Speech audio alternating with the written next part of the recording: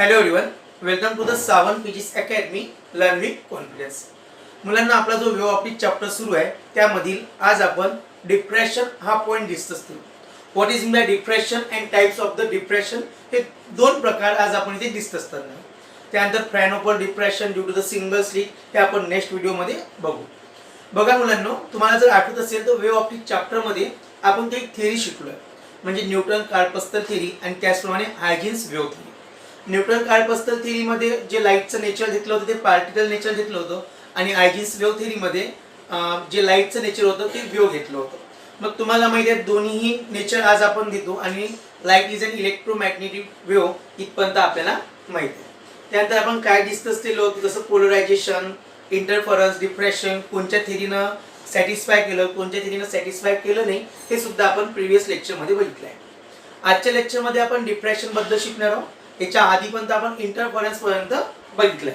Interference मध्ये तुम्ही constructive interference आणि डिस्ट्रक्टिव्ह इंटरफरन्स हे सुद्धा पॉईंट बघितले.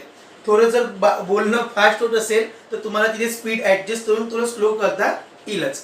बघा, डिप्रेशन हा पॉईंट खूप इम्पॉर्टंट आहे मुलांनो. डिप्रेशन या पॉईंटवर प्रश्न विचारला जाते. आता डिप्रेशन हा इंटरफरन्स जो पाहिला आपण, त्यानंतर डिप्रेशन, नंतर पोलरायझेशन. तुम्हाला जर आठवत असेल तर मी IDP म्हटलं होतं. दॅट इज इंटरफरन्स साठी I, डिप्रेशन साठी D आणि पोलरायझेशन साठी P म्हटलं होतं. आज आपण डिप्रेशन बघू. डिप्रेशन बघण्याच्या आधी मला सांगा, तुम्हाला लाईट बद्दल आयडिया आहे? लाईट कसा ट्रॅव्हल होतो? तर लाईट हा स्ट्रेट लाईन मध्ये ट्रॅव्हल होतो. इथपर्यंत माहित आहे. तुम्हाला एक अजून प्रश्न विचारतो मी. आता सध्या हिवाळा चालू आहे, पावसाळा चालू आहे किंवा उन्हाळा समजा, यामध्ये आपण बघतो सकाळी 6 वाजता उठतो. कोणी उठत असेल, कोणी उठत नसेल, तर कोणी 5 वाजता उठत असेल. तुम्ही आता 12वीला आहे तर तुम्हाला 5 वाजता उठणं कंपल्सरी असते असं घरचे म्हणते. सपोज तुम्ही उठले आणि बाहेर गेले आणि तुमच्या आजूबाजूला जर माउंटेन असेल, म्हणजे तुम्ही एखाद्या एरियामध्ये राहता, आजूबाजूला माउंटेन आहे किंवा एखादी बिल्डिंग आहे मोठी, तर तुम्हाला बघा सकाळी 6 किंवा 5 वाजता लाईट दिसतो, आजूबाजूला लाईट दिसतो पण सूर्य दिसत नाही. हे सर्वांनी ऑब्झर्व केलं असेल. किंवा एखाद्या बिल्डिंगच्या मागे तुम्हाला लाईट दिसतो. समजा एखादी बिल्डिंग आहे, त्याच्या मागे पूर्ण त्याची बॉर्डर ही अशी लाईटची दिसते आणि बाकीला उजेड दिसते पण सूर्य दिसत नाही. आठवत असेल ना? पहा, सपोज एक बिल्डिंग आहे, याच्या मागे सूर्य आहे सपोज, आणि तुम्ही इथे उभे आहे, तर तुम्हाला या बिल्डिंगची आउटर लाईन पूर्ण अशी ग्लो झालेली दिसते. एखादा साधू संत जेव्हा असतो, साधू संत जेव्हा उभा असतो, त्याच्या मागे एक असं चक्र असते आणि पूर्ण असा एक ल्युमिनस म्हणजे असं चमकणारा पॅटर्न तुम्हाला दिसतो. तेच डिप्रेशन आहे. आता आपण डिप्रेशन काय व्यवस्थित समजून घेऊ. बघा, डिप्रेशन समजण्यासाठी सपोज माझ्यापाशी हा एखादा ऑब्स्टॅकल आहे. ऑब्स्टॅकल म्हणजे मुलांनो अर्थ आहे. समजलं? सपोज मी कार्डबोर्ड देऊ शकतो, एखादं बुक देऊ शकतो, काही पण देऊ शकतो. सपोज जर मला एखादं बुक घ्यायचं असेल तर सपोज मी एक बुक देतो या टाईपमध्ये. समजलं? आणि इथे मी लाईट सुरू करतो. लाईट कसा ट्रॅव्हल होईल? Light in all possible direction जाईल, काही सरळ जाईल. आता बघा, हा मीडियम लाईटला काय करेल? थांबवून घेईल. मला सांगा, इथून जर आपण लाईट पास केला, इथे दिसेल त्या लाईट नाही, कारण लाईट इथे काय झाला? ऑपॅच झाला, म्हणजे थांबला. आता बघा, काही लाईट इथून जाईल, ट्रॅव्हल होईल, काही इथून ट्रॅव्हल होईल, काही वर तर ट्रॅव्हल होईल. इथपर्यंत समजून राहिलं ना? आता हा कन्सेप्ट समजून घ्यायचा असेल, हा एक झाला ऑब्स्टॅकल, आणि इथे मी एखादी स्क्रीन ड्रॉ करतो जिथे आपल्याला पॅटर्न बघायचा. This is the screen and this is the obstacle. आणि इथे बेटा एखादा सोर्स आपण घेतला.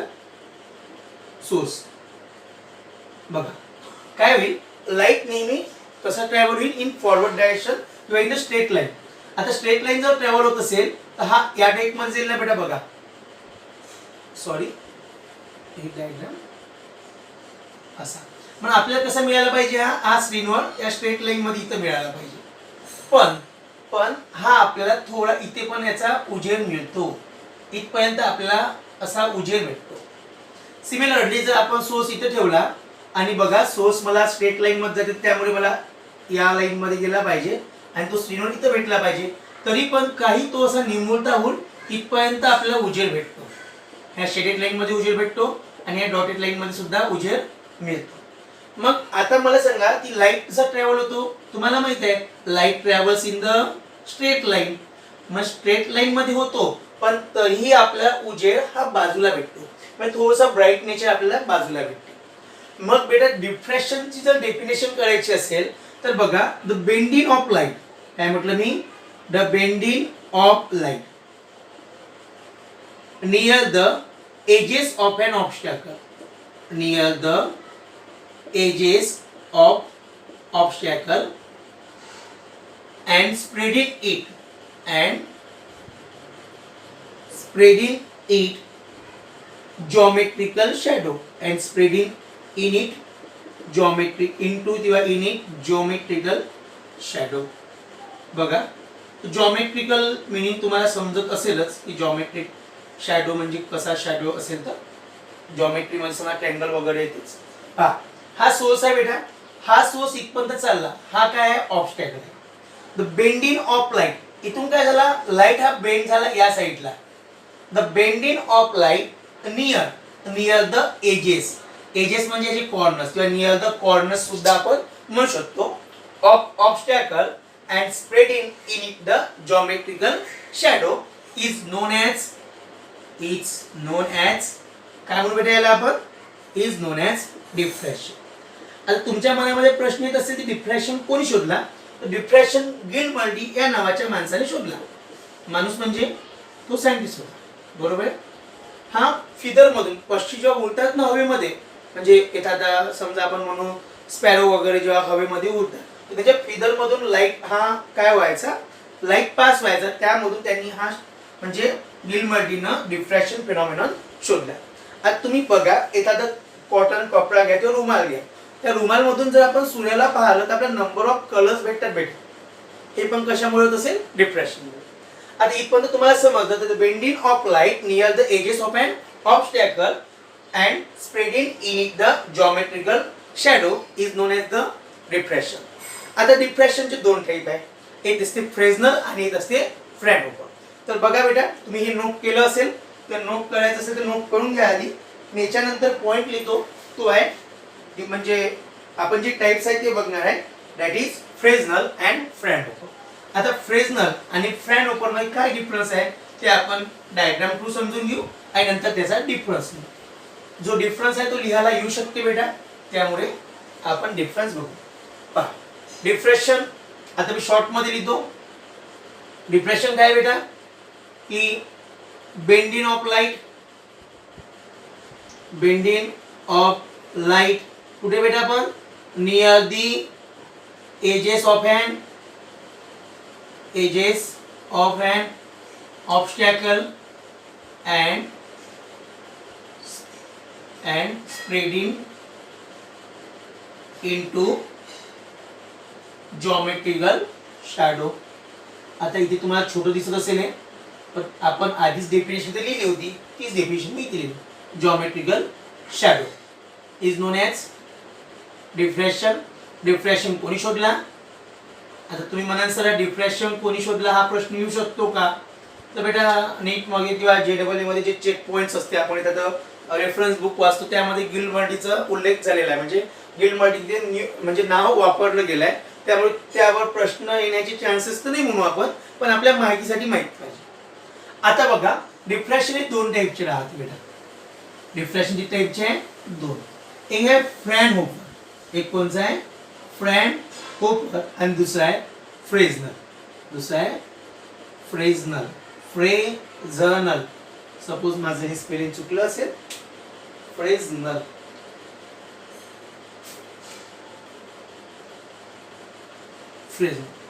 आता फ्रॅनहोफर डिफ्रॅक्शन आणि फ्रेझनल डिफ्रॅक्शन काय ते आपण समजून घेऊ. ऍक्च्युअल मध्ये डिफ्रॅक्शन जे टाईप आहे, त्यामुळे याच्यामध्ये काय होईल बेटा, डिफ्रॅक्शन असेल दोन्ही. हे सायंटिस्टनं शोधलं असेल, सपोज हे फ्रेझनलनं शोधलं असेल, आणि हे कोण शोधलं असेल, फ्रॅनहोफरनं. आता लक्षात ठेवा बेटा, की ऑप्टिकल इन्स्ट्रुमेंट जेव्हा काही आहे, जे काही ऑप्टिकल इन्स्ट्रुमेंट आपण बघतो, त्यामध्ये फ्रॅनहोफर डिफ्रॅक्शनच फिनॉमिनॉन यूज केला जातो. आणि फ्रेझनल हा लेस, म्हणजे याचे अप्लिकेशन लेस आहे, याचे अप्लिकेशन जास्त आहे. म्हणजे फ्रॅनहोफर डिफ्रॅक्शन हा आपण ऑप्टिकल इन्स्ट्रुमेंट मध्ये वापरला जातो किंवा वापरत असतो. आता बघा, यामध्ये दोन मध्ये डिफरन्स काय आहे, तर सर्वात आधी याच्यामध्ये असते एक ऑब्स्टॅकल. त्या ऑब्स्टॅकलला आपण म्हणू स्लिट. हा स्लिटला बेटा एक मधात गॅप असते, स्लिटला काय आहे, मधात गॅप आहे. तुम्हाला मी डायग्राम काढतो आणि याच्यानंतर जर जमलं तर मी तुम्हाला एडिट करून एक डायग्राम बाजूला देईल. ती डायग्राम तुम्ही बघून घ्या किंवा बघा. आपलं हे लेक्चर झालं तर तुम्हाला जेव्हा मी हा व्हिडिओ सेंड करेल किंवा व्हिडिओ जेव्हा अपलोड करेल तेव्हा मी त्याला बाजूलाच ती इमेज सुद्धा अपलोड करेल. बघा आता हा एक काय आपल्यापाशी समजा एक कार्डबोर्ड टाईप कार्डबोर्ड आहे आणि त्या मधात गॅप आहे. आता ही गॅप बेटा नेहमी लक्षात ठेवा हे 1 मिलीमीटर ते 2 मिलीमीटर एवढी असते. प्रॅक्टिकली एवढी असते 1 मिलीमीटर टू द 2 मिलीमीटर म्हणजे 1 मिलीमीटर ते 2 मिलीमीटर. आता बघा इथे सोर्स राहील बेटा. हा काय राहील सोर्स आणि एका साईडनं राहील स्क्रीन. हे झाली स्क्रीन आपली. त्यानंतर हे काय झालं बेटा ऑब्स्टॅकल किंवा याला आपण स्लिट्स म्हणू आणि हा झाला आपला सोर्स. आता बघा फ्रॅनहोफर बघू नाहीतर फ्रेस्नेल बघू. पहा फ्रॅनहोफर असताना फ्रॅनहोफर मग काय असतं बेटा मेन ह्या स्लिट पासून स्क्रीनचं डिस्टन्स आणि ह्या स्लिट पासून सोर्सचं डिस्टन्स हे इनफायनाइट असते. समजून घ्या स्लिट पासून स्क्रीनचं डिस्टन्स किंवा स्लिटला आपण काय म्हणू शकतो दुसरं नाव ऑब्स्टॅकल. ऑब्स्टॅकल पासून स्क्रीनचं डिस्टन्स आणि ऑब्स्टॅकल पासून सोर्सचं डिस्टन्स हे इनफायनाइट राहते म्हणजे इनफायनाइट डिस्टन्स राहते. म्हणजे आपण डेफिनेशन जर करायची असेल फ्रॅनहोफरची तर आपण अशी येऊ शकतो the distance between slits and screen or sorry the distance between slit screen or the slit source is at infinite distance. किंवा साध्या भाषेत असं करा the source and screen are at infinite distance from the obstacle. मी इथे लिहितो बघा the source and screen are at infinite हा शब्द लक्षात ठेवा. इनफायनाइट डिस्टन्स कशापासून बेटा फ्रॉम ऑब्स्टॅकल. आता एक काम करतो ना मी फ्रॅनहोफर इथं लिहिलं इथे एक अशी लाईन ड्रॉ करतो आणि या साईडनं फ्रेस्नेल डिप्रेशन लिहितो. चालेल. फ्रेस्नेल मध्ये सुद्धा काय बेटा एक सोर्स राहील एक स्लिट्स राहील एक म्हणजे एक गॅप राहील त्या स्लिट्स मध्ये आणि इथे एक आपली स्क्रीन राहील. आता याच्यामध्ये सुद्धा बघा तुम्ही म्हणाल सर सेमच आहे इथे पण तुम्ही तेच यूज केलं आणि इथे पण हा सोर्स बघा. पण इथे काय राहील बेटा पहा इथे राहिला इनफायनाइट डिस्टन्स पण याच्यामध्ये फ्रेस्नेल मध्ये the source and screen are at finite distance from the obstacle. याच्यामध्ये कसं आहे बेटा इनफायनाइट डिस्टन्स म्हणजे याच्यामध्ये डिस्टन्स एक जास्त राहील आणि याच्यामध्ये डिस्टन्स असं राहील कमी राहील. बघा इथे मी लिहितो the source and screen are at finite distance from obstacle. इथे फायनाइट लिहितो इथे इनफायनाइटला मी राऊंड केलं. आता बघा काय होईल बेटा आता मला सांगा हा सोर्स आहे. सोर्स पासून लाईट इमिट होईल. आपण वेव्हफ्रंट शिकलाय त्यामध्ये 3 वेव्हफ्रंट बघितल्या होत्या. स्पेरिकल वेव्हफ्रंट आठवते त्यानंतर सिलेंड्रिकल वेव्हफ्रंट आणि त्यानंतर प्लेन वेव्हफ्रंट. आता एक काम करा तुम्ही आधी हे लिहून घ्या म्हणजे मी त्याला अजून इरेज करतो. लिहिणं झालं असेल तुमचं किंवा पॉज करून ते लिहून घ्या.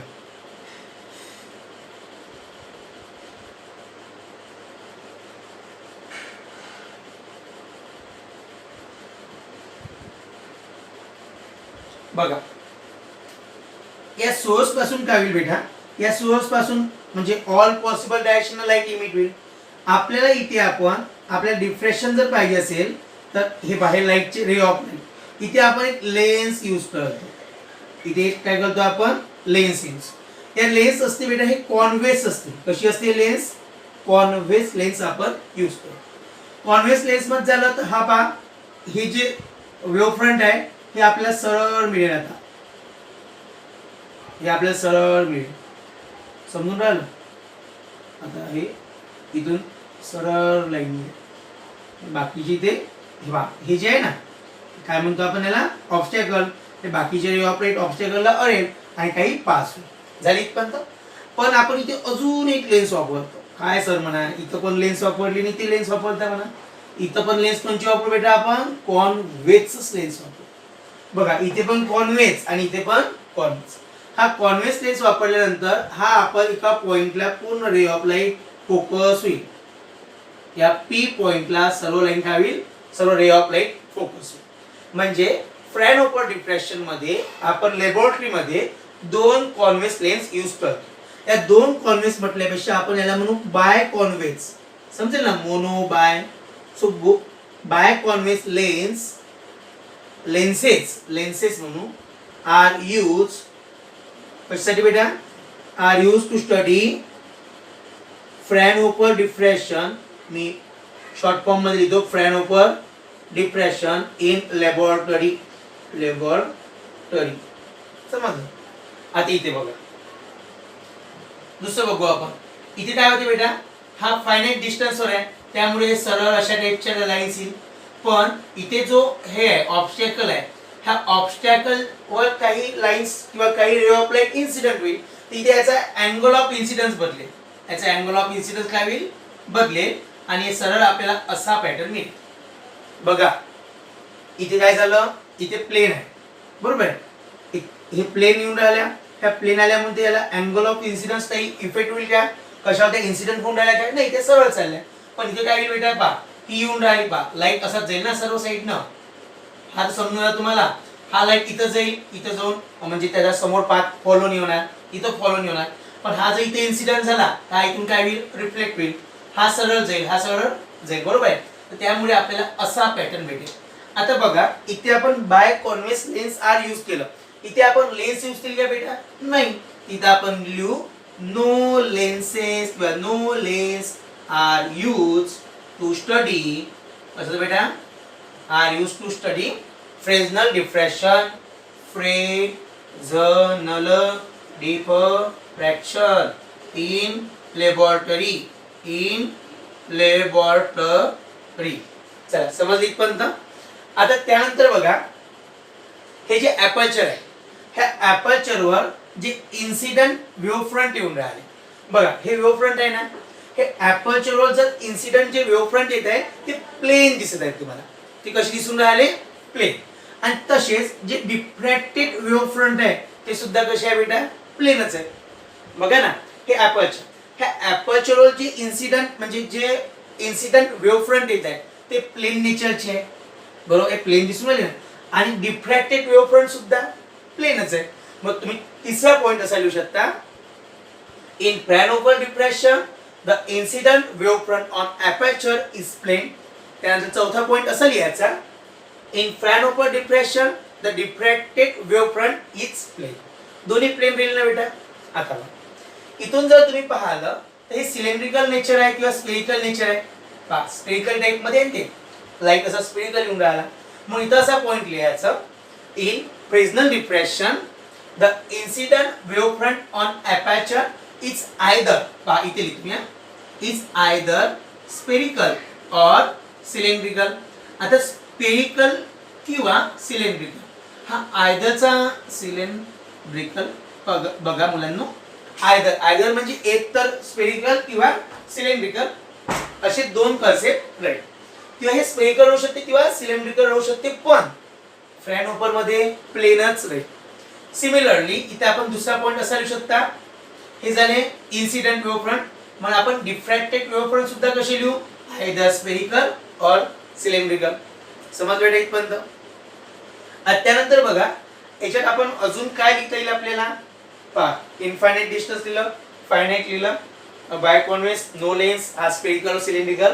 इथे बघा इथे कोणचा वापरला जाईल, प्लेन वेव्ह फ्रंट. प्लेन हा इन्सिडेंटला राहील आणि प्लेनच कशाला राहील बेटा, प्लेनच राहील आपला डिफ्रॅक्टेड वेव्ह फ्रंटला. इथपर्यंत तुम्हाला समजलं. आता आपण एक पॉइंट मी आधीच बोललो होतो की फ्रॅनहोफर डिफ्रॅक्शनचे मेनी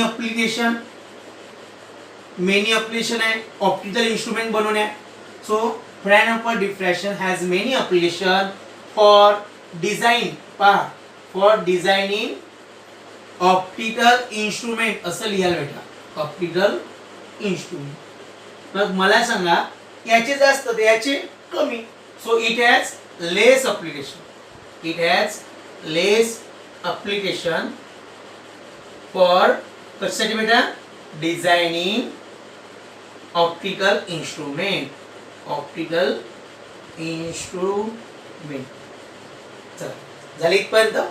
आता एक लक्षात ठेवा बेटा, हा प्लेन वेव्ह फ्रंट आहे बघा, त्या सरळ सरळ लाईन्स आहेत, ह्या थोड्या कॉम्प्लिकेटेड लाईन आहे. पहा हा इथं झाला, इथून इथे गेला, हा असा, आणि हा पण इथे इन्सिडेंट झाल्यानंतर हा असा आला. तर इथे जर आपल्याला मॅथमॅटिकल काही रूल्स लावायचे असेल किंवा मॅथमॅटिकली जर सॉल्व्ह करायचं असेल तर हे आपल्या स्टेप थोड्या कॉम्प्लिकेटेड होईल. बरोबर आहे ना. Angle of incidence, angle of reflection जर नॉर्मल ड्रॉ केला तर मॅथमॅटिक्स आपलं इथे हार्ड जाईल. पण ॲज कम्पेअरिंग फ्रॅनोपर डिप्रेशन इथे जर पाहिलं तर बघा सरळ सरळ लाईन आहे, त्यामुळे इथे मॅथमॅटिक्स स्टेप्स हा इझी जाईल. मग आपण इथे असं लिहू शकतो याच्यामध्ये, हे पहा हे काय आहे बेटा, हे फ्रेझनल आहे. फ्रेझनल मध्ये तुम्ही लिहू शकता की मॅथमॅटिकल ऑपरेशन म्हणा किंवा mathematical treatment, mathematical treatment is complicated. आणि इथे बेटा काय लिहाल, इथे लिहा point, the mathematical treatment, MT लिहितो, मॅथमॅटिकल ट्रीटमेंट इज इझी लिहू शकतो आपण. आता त्यानंतर पहा फ्रॅनोपर डिप्रेशन जो आहे बेटा, याच्यामध्ये आपल्याला म्हणजे फ्रॅनोपर डिप्रेशन आणि फ्रेझनल डिप्रेशन हे आपण दोन मध्ये काय काय बघितलं की source and scene are at finite distance from obstacle, त्यानंतर bye convex lens is use, त्यानंतर आपण सांगितलं की इन्सिडेंट वेव्ह फ्रंट सुद्धा प्लेन राहील आणि बाहेर जाणारी वेव्ह फ्रंट सुद्धा काय राहील, प्लेन राहील. त्यानंतरचा पॉईंट सांगितला होता आपण की it has a many application for designing the optical instrument. त्यानंतर आपण बघितला की मॅथमॅटिकल ट्रीटमेंट इज इझी. आता बघा एक अजून कॉन्सेप्ट आहे किंवा कॉन्सेप्ट समजण्याच्या आधी आपण ते पॉईंट सुद्धा जर बघितले त्याच्यात थोडेफार उलट आहे. मी एक वेळा व्हिडिओ बघूया, मला व्हिडिओ मध्ये बरोबर येतो ना. फक्त आता एक लक्षात ठेवा की फ्रेझनल मध्ये एक मॅक्झिमा आणि मिनिमा कन्सेप्ट आहे. मॅक्झिमा अँड मिनिमा हा वेल डिफाईन्ड नसतो, आर नॉट वेल डिफाईन्ड. हा पॉइंट सर्वात महत्वाचा आहे बेटा, आर नॉट वेल डिफाईन्ड. आणि इथे लिहितो आपण म्हणजे in Fraunhofer depression the maxima and minima are well defined. Maxima and minima are well defined. आता मॅक्झिमा म्हणजे काय आणि मिनिमा म्हणजे काय. मॅक्झिमा म्हणजे सर्वात जास्त, मिनिमा म्हणजे सर्वात कमी. म्हणजे बघा समजा ही रेंज आहे, इथे बघा या टाइप मध्ये फॉलो होईल बघा, हा 0 आहे ना, हा मिनिमा, हा थोडा जास्त आहे म्हणून हा मॅक्झिमा. तर बघा 0 जास्त म्हणजे बघा आपण याला असं ना मॅक्झिमा म्हणजे डार्क आणि याला म्हणू bright, dark bright dark bright dark bright असं आहे. पण इथे कसं होईल बेटा, मिनिमा डिफाईन नाही आहे तर हा या टाइप मध्ये होईल, अशा टाइप मध्ये नेचर. म्हणजे इथं पहा मॅक्झिमा तर राहील पण मिनिमा हा 0 राहणार नाही, म्हणजे एकदम अंधार होणार नाही, थोडा उजेड राहील. म्हणजे पहा डार्क लेस ब्राईट अशा टाइपचा कन्सेप्ट आहे. सो आपण फ्रॅनोपर आणि फ्रेझनलचा डिफरन्स बघितला. डिफरन्स हा 2 किंवा 3 मार्काला येऊ शकतो. तुम्हाला असं वाटतं जवळपास आपण 6 ते 7 पॉईंट बघितले असेल तर पॉईंट एक वेळा बघून घ्यायचा आणि अशा टाइपचा तुम्हाला डायग्राम सुद्धा ह्या काढायच्या आहेत. आता याच्यानंतरच्या लेक्चरमध्ये आपण Fraunhofer depression due to the single slit हा फेनॉमिनॉन आहे आपल्याला, तो आपण परफॉर्म करू. यामध्ये जर काही प्रॉब्लेम असेल तर तो काय तुम्हाला डाऊट असेल ते तुम्ही एका पेजवर लिहा आणि आपण डाऊट सेशनमध्ये याला पूर्णपणे सॉल्व्ह करू. बाकी काही याच्यात प्रॉब्लेम नसावा. फक्त एक वेळा अजून रिपीट करतो बघा. डिप्रेशन म्हणजे the bending of light near the edges of an obstacle and spreading with the geometrical shadow. म्हणजे तो लाईट कसा पडतो, जॉमेट्रिकल शॅडो मध्ये पडतो. डिप्रेशन कोणी शोधलं होतं, गिलमर्टीनं. डिप्रेशनचे 2 टाईप, फ्रॅनहोपर आणि फ्रेझनल. फ्रॅनहोपर आता बघा फ्रेझनल लक्षात आणि फ्रॅनहोपर मध्ये फायनाइट आणि इनफायनाइट म्हणजे ऑब्स्टॅकल पासून सोर्स आणि ऑब्स्टॅकल पासून स्ट्रीम हा एक तर फायनाइट डिस्टन्स असेल किंवा इनफायनाइट असेल. इनफायनाइट असेल बेटा तर फ्रॅनहोपर आणि फायनाइट जर असेल तर फ्रेझनल. आता फ्रॅनहोपर मध्ये आपण दुसरा पॉइंट बघितला की by convex lens are use. याच्यामध्ये 2 लेन्स यूज केल्या जाते, याच्यामध्ये कोणत्याच प्रकारची लेन्स यूज केल्या जात नाही. त्यानंतर बघा याच्यात जी आहे म्हणजे हा जो इन्सिडेंट वेव्ह फ्रंट आहे, या इन्सिडेंट वेव्ह फ्रंट कशावर, ॲपर्चरवर हा प्लेन वेव्ह फ्रंट आहे. त्याचप्रमाणे डिफ्रॅक्टेड वेव्ह फ्रंट सुद्धा कशा आहे बेटा, diffracted wave front is also plane. पण जर तुम्ही फ्रेझनल मध्ये पाहिलं तर फ्रेझनल मध्ये हा जो सोर्स आहे त्या सोर्स पासून एक तर स्पेरिकल वेव्ह फ्रंट येईल किंवा कोणचे येईल बेटा सिलेंड्रिकल वेव्ह फ्रंट. आणि डिफ्रॅक्ट म्हणजे अपर्चरवर येणाऱ्या वेव्ह फ्रंट हा एक तर सिलेंड्रिकल राहू शकते किंवा स्पेरिकल राहू शकते. सिमिलरली तुम्ही जर बघितलं की डिफ्रॅक्टेड वेव्ह फ्रंट सुद्धा स्पेरिकल किंवा सिलेंड्रिकल म्हणजे दोन्ही राहणार नाही बेटा.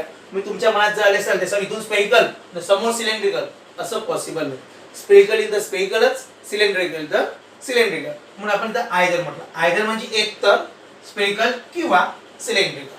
त्यानंतर बेटा आपण ह्याच्यात बघितलं फ्रॅनओपलचे ऑपरेशन हे म्हणजे ऑप्टिकल इन्स्ट्रुमेंट जर डिझाईन करायचे असेल तर फ्रॅनओपल डिफ्रॅक्शनचा फेनॉमेनॉन आपण यूज करतो.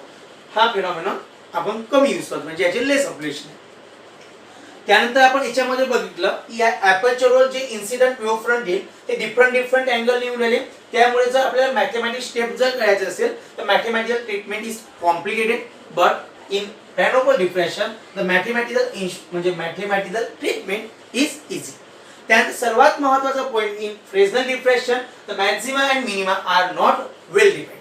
वेल डिफाइंड म्हणजे तो जो आपल्याला पॅटर्न भेटेल तो ब्राईट लेस डार्क असा भेटेल. इथे कसं भेटेल बेटा डार्क ब्राईट सिमिलरली भेटेल. सॉरी इथे डार्क भेटेल आणि इथे ब्राईट भेटेल. मगाशी प्रॉब्लेम झाला. इथे कसं भेटेल ब्राईट लेस डार्क अशा टाइप मध्ये आपण हा फिनॉमेनॉन शिकलोय. याच्यामध्ये काही प्रॉब्लेम नसेल. याच्या नेक्स्ट लेक्चर मध्ये आपण त्याच्या समोरचं Fraunhofer diffraction due to the single slit हे डिस्कस करू. Thanks for the watching.